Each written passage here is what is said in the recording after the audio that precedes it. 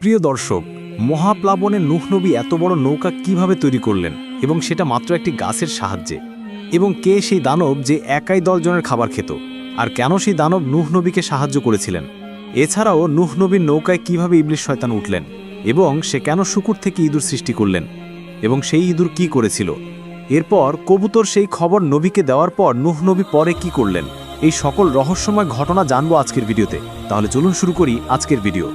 হযরত নূহ আলাইহিস সালাম অনেক দিন ধরে আপ্রাণ চেষ্টা করেও যখন তার জাতিকে ন্যায় ও সত্যের দিকে আনতে পারলেন না, তখন নিরাশ হয়ে তিনি আল্লাহর নিকট প্রার্থনা করলেন, হে আল্লাহ, তোমার এই অকৃতজ্ঞ বান্দাদের তুমি আর পৃথিবীতে বাঁচিয়ে রেখো না, এদের ধ্বংস করে দাও।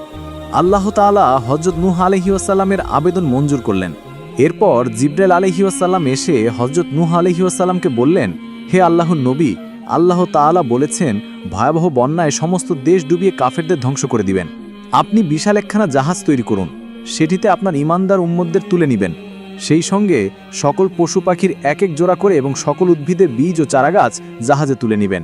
কেননা যারা জাহাজে থাকবে শুধু তারাই রক্ষা পাবে, বাকি সকলেই ধ্বংস হবে। এই বলে জিবরাইল আলাইহিস সালাম চলে গেলেন। এইদিকে নূহ আলাইহিস সালাম আল্লাহ তাআলার তরফ থেকে জাহাজ তৈরি করার নির্দেশ পেয়ে হয়রান হয়ে গেলেন, এবং তিনি চতুর্দিকে ছোটাছুটি করতে আরম্ভ করলেন। কোনো লোকজন, কোনো প্রয়োজনীয় মালপত্র, কোনো কিছুই তার জোগাড় নেই। তবুও আল্লাহ তাআলার নির্দেশ যথাসত্য কার্যকরী করতে হবে। তাই তিনি তার কয়েকজন অনুসারীদের কাছে গেলেন এবং তাদেরকে বললেন, আল্লাহ তাআলা আমাকে জাহাজ বানানোর আদেশ দিয়েছেন, তাই কি করব কিছু ভেবে পাচ্ছি না, তোমরা আমাকে এই কাজে সাহায্য করো। নূহ আলাইহিস সালামের কথা শুনে তার অনুসারীরা বলল, হে আল্লাহর নবী, আমরা আপনাকে সব ধরনের কাজে সহযোগিতা করব, বলুন এখন আমাদের কি করতে হবে? হযরত নূহ আলাইহিস সালাম বললেন, তাহলে চলো আমার সঙ্গে। এরপর তারা সকলে নবীর কথা মতো চলতে শুরু করল। অতঃপর হযরত নূহ আলাইহিস সালাম তার রোপা গাছটির নিকট গিয়ে যা দেখলেন তাতে তিনি অবাক হয়ে গেলেন, কারণ তিনি দেখলেন যে মাত্র কয়েক বছরের মধ্যে যে ক্ষুদ্র ডালটি তিনি রোপণ করেছিলেন তা একটি বিশাল বৃক্ষে পরিণত হয়েছে। গাছটি 600 গজ লম্বা এবং 400 গজ বিস্তৃত হয়ে মানুষের একটি প্রদর্শনী বস্তুতে পরিণত হয়েছে, এবং বহু দূর দূরান্ত থেকে মানুষ এসে গাছটি দর্শন করছে। হযরত নূহ আলাইহিস সালামের ভক্তদের মধ্যে এক ব্যক্তি ছিল অসাধারণ শক্তির অধিকারী। তার নাম ছিল আহুম। সে একসাথে কয়েকশো মানুষের সাথে লড়তে ভয় পেত না। হযরত নূহ আলাইহিস সালাম যখন গাছ কাটার জন্য সেখানে উপস্থিত হলেন, তখন আহুমও তার সাথে ছিল। গাছটি কাটার সময় এলাকার বহু লোক এসে গাছটি কাটতে বাধা প্রদান করল এবং বলল, এই গাছটি আমাদের প্রদর্শনীয় বস্তু, আপনি এটাকে কাটতে পারবেন না। তখন হযরত নূহ আলাইহিস সালাম বললেন, গাছ কাটার জন্য আমাকে আল্লাহ তাআলা নির্দেশ দিয়েছেন, অতএব গাছটি আমাকে কাটতেই হবে। এমন সময় কয়েকজন ছেলে এসে হযরত নূহ আলাইহিস সালামের হাত থেকে অস্ত্র কেড়ে নিল। আহুম এই দৃশ্য দেখে ছেলেগুলোকে আছড়ে মেরে ফেলল এবং নিজ হাতে অস্ত্র ধরে অল্প সময়ের মধ্যে গাছ কেটে ফেলল। এই অবস্থা দেখে স্থানীয় লোকেরা আর কেউ বাধা প্রদান করার সাহস পেল না এবং তারা সকলে সেখান থেকে পালিয়ে গেল।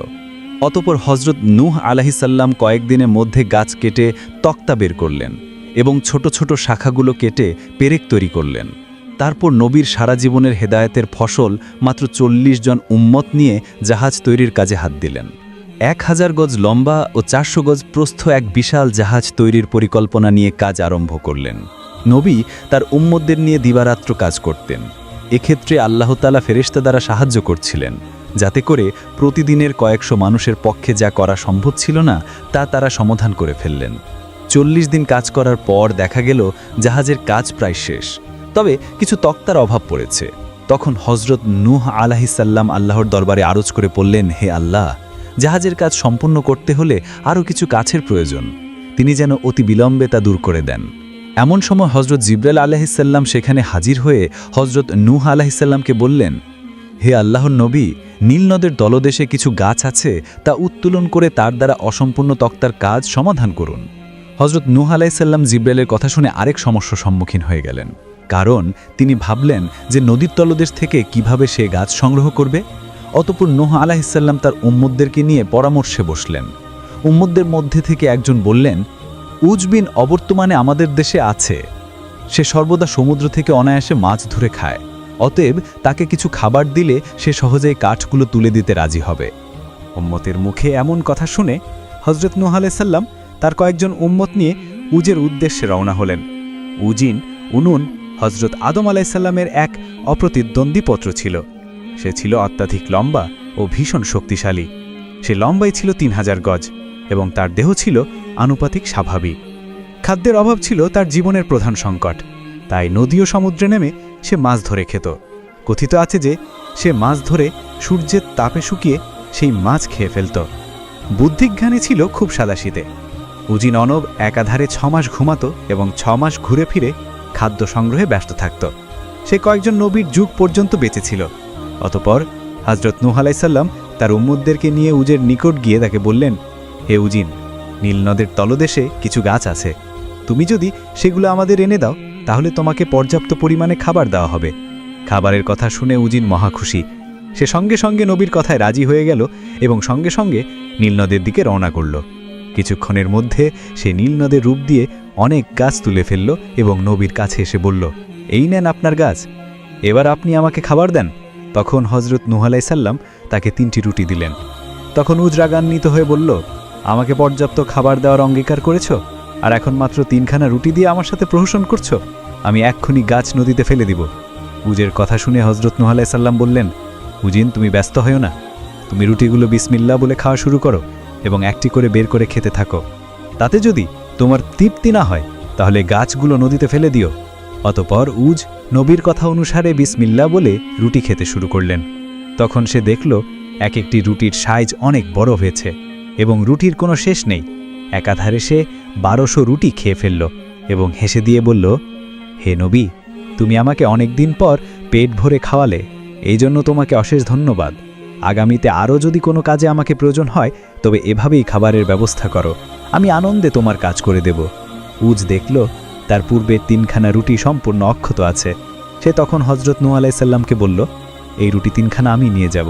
হযরত নূহ আলাইহিসসালাম বললেন, হ্যাঁ, ওটা তোমারই রুটি, তুমি নিয়ে যাও, তবে মনে রেখো এই রুটিতে তোমার অনেক দিন চলবে। ফলে উজ খুশি মনে রুটি নিয়ে সেখান থেকে চলে গেল। অতঃপর হযরত নূহ আলাইহিসসালাম উজের উঠানো গাছগুলো তার সঙ্গীদের দ্বারা বহন করে নৌকা বানানো স্থানে ফিরে এলেন এবং অতি সত্বর তক্তা করে জাহাজের অসমাপ্ত কাজ আরম্ভ করে দিলেন।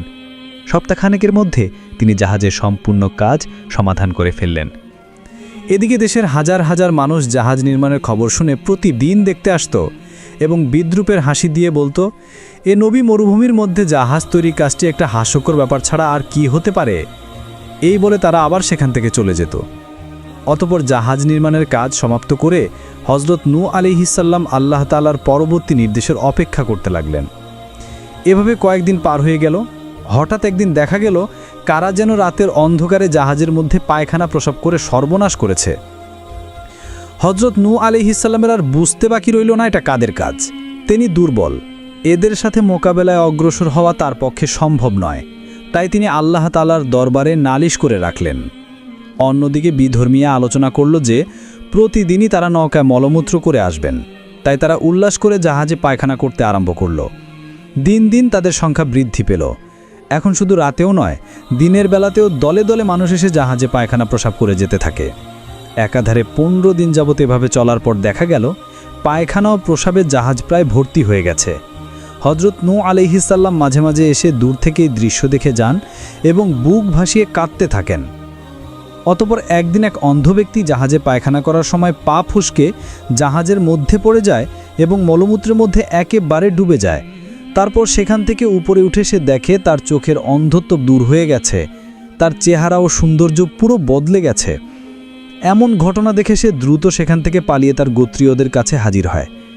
কিন্তু গোত্রের মানুষরা প্রথমে তাকে বিশ্বাস করতে পারেনি। তখন তারা বলল, আপনি কে এবং কোথা থেকে এসেছেন?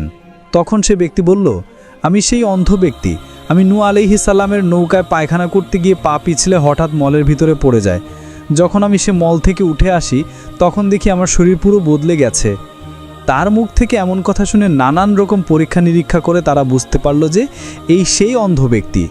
অতঃপর ঘটনার সত্যতা যাচাইয়ের জন্য একদল লোক রাতের বেলা একজন অন্ধকে নিয়ে জাহাজের সে মলের মধ্যে ফেলে দিল। অন্ধ লোকটি সেখানে ডুব দিয়ে উপরে উঠে আসলো, সাথে সাথে তার অন্ধত্ব দূর হয়ে গেল। অন্ধ ব্যক্তি পৃথিবীর সব কিছু পরিষ্কার দেখতে পাচ্ছেন। পরপর 2টি অন্ধ ব্যক্তি দৃষ্টিশক্তি ফিরে পেল। এবার দেশে এক ভীষণ আলোড়ন সৃষ্টি হলো। এখন আর কেউ সেখানে পায়খানা করার জন্য যায় না, এখন সেখানে অন্ধদের যাতায়াত আরম্ভ হয়। সেই জাহাজে যেই ডুব দিয়ে আসে তারই অন্ধত্ব দূর হয়ে যায়। প্রতিদিন শত শত অন্ধ ব্যক্তিরা আরোগ্য লাভ করার পরে পঙ্গু, অচল, লুলা এই জাতীয় আক্রান্ত ব্যক্তিরা জাহাজের মলমূত্রের মধ্যে ডুব দিতে আরম্ভ করল। আল্লাহর মহিমায় তারাও আরোগ্য লাভ করল। এরপর আরম্ভ হয় অন্যান্য ব্যাধিগ্রস্ত লোকদের যাতায়াত। তারাও ক্ষণিকের মধ্যে আরও গোলাপ করতে লাগলো। তখন দেশ বিদেশ থেকে মানুষের ঢল নেমে আসতে আরম্ভ করলো। শুধু মলমূত্রে ডুব দিয়েই তারা ফিরত না, বরং পাত্র ভরে ভরে মলমূত্র নিয়ে যেতে আরম্ভ করলো। সপ্তাহখানিকের মধ্যে জাহাজের ভিতর সব মলমূত্র শেষ হয়ে গেল। এরপরে যারা দেশ বিদেশ থেকে আসলো তারা জাহাজ ধুয়ে পানি নিতে আরম্ভ করলো। শেষের দিকে ধুয়ে মুছে নেওয়ার ক্ষেত্রে ভীষণ প্রতিযোগিতা ও কাড়াকাড়ি আরম্ভ হলো। 15 দিন অতিবাহিত হওয়ার পরে জাহাজ যখন সম্পূর্ণ পরিষ্কার হয়ে গেল, তখন আল্লাহ তাআলা হযরত নূহ আলাইহিস সালামকে আদেশ দিলেন যে তোমার খাঁটি উম্মতদেরকে এবং পৃথিবীর সমস্ত পশু পাখি থেকে এক এক জোড়া করে জাহাজে উঠাও। হযরত নূহ আলাইহিস সালাম আল্লাহর নির্দেশ শুনে খুবই বিব্রত বোধ করলেন, কারণ পৃথিবীর বিভিন্ন স্থানে বিভিন্ন প্রাণীর বসবাস। অতএব সারা পৃথিবী ঘুরে অল্প সময়ের মধ্যে কিভাবে এগুলো তিনি সংগ্রহ করবেন, বিষয়টি তার কাছে অত্যন্ত কঠিন বলে মনে হতে লাগলো। তখন হযরত জিবরাইল আলাইহিস সালাম নবীর কাছে উপস্থিত হয়ে বললেন, এ ব্যাপারে আপনি আদৌ চিন্তাযুক্ত হবেন না, আল্লাহ তাআলা এই বিষয়ে আপনাকে সাহায্য করবেন। এই কথা শুনে নবী আশ্বস্ত হলেন। নবীকে আরও বলা হলো, আপনি বিলম্ব না করে অতি সত্বর এই কাজটি সমাধান করুন, কারণ কয়েকদিন পরে এক মহাপ্লাবন আসছে, তাতে পৃথিবী তলিয়ে যাবে। অতঃপর নবী আল্লাহ তাআলার নির্দেশক্রমে নানান জায়গায় সফর আরম্ভ করলেন এবং সকল জায়গা থেকে সম্ভব সকল প্রাণী ও বৃক্ষ সংগ্রহ করতে আরম্ভ করলেন। আত্মীয় স্বজনদের মধ্যে মহাবিপদের পূর্বাভাস দিলেন এবং জাহাজে অবস্থান গ্রহণের জন্য বললেন। কিন্তু আত্মীয় স্বজনরা তার কথার প্রতি তেমন একটা গুরুত্ব দিলেন না, ফলে তিনি সেখান থেকে চলে গেলেন। ইতোমধ্যে দেখা গেল বন জঙ্গল থেকে বিভিন্ন জাতের প্রাণীরা কোনো ভয়ভীতি না রেখে জাহাজের নিকটে এসে ভিড় জমিয়েছে। হযরত নূহ আলাইহিস সালাম জাহাজের নিকটে এসে প্রাণীদেরকে তারপর নির্দিষ্ট স্থানে উঠিয়ে নিলেন। এর মধ্যে হযরত নূহ আলাইহিস সালামের আত্মীয় স্বজনদের সংখ্যা ছিল খুবই কম। এমনকি হযরত নূহ আলাইহিস সালামের ছেলে কেনান জাহাজ উঠতে রাজি হলো না। হযরত নূহ আলাইহিস সালাম বারবার তাকে বললেন। সর্বশেষে হযরত নূহ আলাইহিস সালাম ক্রোধান্বিত হয়ে ছেলেকে বললেন, ওরে শয়তান, জাহাজে উঠ। এই কথা বলার সাথে সাথেই ইবলিস সকলের অলক্ষ্যে লাফ দিয়ে জাহাজে উঠে বসল, কিন্তু কেনান আর উঠল না। তখন তিনি নিরুপায় হয়ে আল্লাহর দরবারে আরজ করে বললেন, হে আল্লাহ, তুমি একসময় আমাকে বলেছিলে যে আমার পরিবারবর্গকে ধ্বংসের কবল থেকে রক্ষা করবে, সে মর্মে আমার সন্তান কেনানকে রক্ষা করো। আল্লাহ তাআলা তার উত্তরে বললেন, তুমি আল্লাহর নবী আর কেনান কাফের, অতএব সে তোমার পরিবারবর্গের লোক হবার যোগ্য নয়, তার কথা ছেড়ে দাও। এমন সময়ে তীব্র ও প্রচণ্ড ঝড় বৃষ্টি শুরু হলো। দেখতে দেখতে মাটির উপর অনেক পানি জমে আসলো। দুপুরের মধ্যে শুষ্ক মরুভূমির উপর দিয়ে বয়ে যেতে লাগলো প্রচণ্ড পানির স্রোত, আর হযরত নূহ আলাইহিস সালামের জাহাজ পানির উপরে ভেসে উঠল। তখন কিছু লোক পানির উপর দিয়ে জাহাজের নিকট আসতে চেষ্টা করেছেন। নূহ আলাইহিস সালাম যখন তার অনুসারীদেরকে নৌকায় ওঠার আদেশ করলেন, মালুকাময় শুষ্ক মরুভূমিতে তেজস্বী পানির দ্বারা বয়ে যাওয়ার ঘটনা কোনোদিন কোনোরূপ কথায় শোনেনি। তাই হযরত নূহ আলাইহিস সালামের জাহাজ নিয়ে দেশের নিত্যস্থানীয় ব্যক্তিবর্গ থেকে আরম্ভ করে সাধারণ মানুষ সকলেই উপহাসের ভাষায় আলোচনা করে বেড়াত। কিন্তু যখন তারা বাস্তব অবস্থা দেখতে পেল, তখন তাদের জ্ঞান ফিরে এলো। আল্লাহর নবীর প্রতি ও তার কথার প্রতি তখন তাদের আস্থা আসলো। মরুভূমি যখন সমস্ত তলিয়ে গেল, তখন নূহ আলাইহিস সালামের পুত্র কেনান একটি উঁচু পাহাড়ে গিয়ে আশ্রয় নিল। যখন সেই পাহাড় ডুবে মানি আরও উপরে উঠে গেল, তখন সে আল্লাহর নামে তসবিহ পাঠ আরম্ভ করে দিল, কিন্তু নিষ্ঠুর ঝড়ের হাত থেকে রেহাই পেল না। বাতাসের একটা প্রচণ্ড ঝাপটা এসে তাকে পাহাড়ের উপর ভীষণ জোরে আছড়ে দিল। তাতে তার মাথা ও শরীরের হাড় সমস্ত গুঁড়ো হয়ে গেল। তার লাশ পানিতে ভেসে চলল এক অজানা আদেশের উদ্দেশ্যে। হযরত নূহ আলাইহিস সালাম তার সঙ্গী সাথীদের ও জীবজন্তুদেরকে নিয়ে জাহাজে নিরাপদে ছিলেন। জাহাজ নিজ গতিতে কোথায় যাচ্ছিল তার কোনো খোঁজ খবর রাখে না। জাহাজ অধিকাংশ সময় বাইতুল্লাহের চতুর্দিকে ঘুরে ঘুরে তাওয়াফ করছিল। আল্লাহর পাক রাব্বুল আলামিন এই বিশেষ শিক্ষাময় তুফান ও প্লাবনের মাঝে জাহাজকে অক্ষত নিরাপদে রাখেন। যাত্রীরা এ সম্পর্কে কিছুই অবগত হতে পারেনি। এভাবেই তাদের দিন কাটতে থাকে সেই জাহাজের মধ্যেও। অনেক দিন ধরেই ইবলিস আত্মগোপন করেছিলেন। একদিন তার মাথায় একটা বুদ্ধি আসলো যে সে শূকরের কাছে গিয়ে তার নাকে হাত বুলিয়ে সুরসুরি দিল। শূকর সজোরে হাঁচি দিল। অমনি তার নাকের মধ্য থেকে ইঁদুর বেরিয়ে আসলো। ইঁদুর ছোটাছুটি করে জাহাজের নিচতলায় গিয়ে কাঠ কাটতে আরম্ভ করল। ইবলিসের ইচ্ছা ছিল ইঁদুর দ্বারা জাহাজ ছিদ্র করে দিলে জাহাজে পানি উঠে তলিয়ে যাবে, অথচ একজোড়া কবুতর ইঁদুরের এই কার্যক্রম দেখতে পেল। এরপর তারা তৎক্ষণাৎ হযরত নূহ আলাইহিসসালামের কাছে গিয়ে বলল, হে আল্লাহর নবী, আমরা দেখে আসলাম জাহাজের নিচতলায় ইঁদুর কেটে ধ্বংস করেছে। আপনি এখনই ব্যবস্থা গ্রহণ করুন, নইলে এই জাহাজটি সর্বনাশ হয়ে যাবে। তখন হযরত নূহ আলাইহিসসালাম পশুদের এলাকায় এসে জিজ্ঞেস করলেন, ইঁদুর কোথা থেকে আসলো? এই প্রশ্ন শুনে শূকর উত্তর দিল, হ্যাঁ নূহ আলাইহিসসালাম, ইবলিস এসে আমার নাকে সুরসুরি দিলে আমি সজোরে হাঁচি দেই, সেই সাথে আমার নাক থেকে ইঁদুরের কয়েকটি ছানা বেরিয়ে আসে। ইবলিস পৃথিবীতে থাকা অবস্থায় ক্ষুদ্র ক্ষুদ্র কয়েকটি ইঁদুরের ছানা আমার নাকের মধ্যে গুজে রেখেছিল। সেই ইঁদুরগুলি সম্ভবত আমার নাক দিয়ে বেরিয়ে আসে। হযরত নূহ আলাইহিসসালাম ইবলিসের কথা শুনে অবাক হয়ে গেলেন। তিনি বললেন, ইবলিস আমার অনুমতি ছাড়া কিভাবে জাহাজে উঠল? তখন হযরত নূহ আলাইহিসসালাম ইবলিসকে তলব করলেন। ইবলিস তার সামনে এসে হাজির হলেন। তিনি তাকে জিজ্ঞেস করলেন, হে ইবলিস, তুমি আমার অনুমতি ব্যতীত কিভাবে আমার জাহাজে উঠলে? তখন ইবলিস বলল, হে আল্লাহর নবী, আমি আপনার আদেশ ব্যতীত জাহাজে উঠিনি। যখন আপনি আপনার সন্তান কিনানকে জাহাজে ওঠার জন্য শেষবারের মতো বলছিলেন, তখন তাকে গালি স্তরে বলছিলেন, ওঠ শয়তান ওঠ, তখন আমি আপনার সেই কথাটিকে আমার জন্য আদেশ মনে করে জাহাজে উঠে পড়ি। অতএব আপনি কোনোভাবে আমাকে অবৈধ অনুপ্রবেশকারী বলতে পারবেন না। হযরত নূহ আলাইহিসসালাম ইবলিসের এই কথা শুনে একেবারে নির্বাক হয়ে গেলেন। অতঃপর নূহ আলাইহিসসালাম জাহাজের নিরাপত্তার জন্য চিন্তা করতে লাগলেন। এরপর তিনি বাঘের কাছে গিয়ে তার শরীরে হাত বুলিয়ে দিলেন, আর সাথে সাথে বাঘের শরীর থেকে সৃষ্টি হলো বিড়ালের।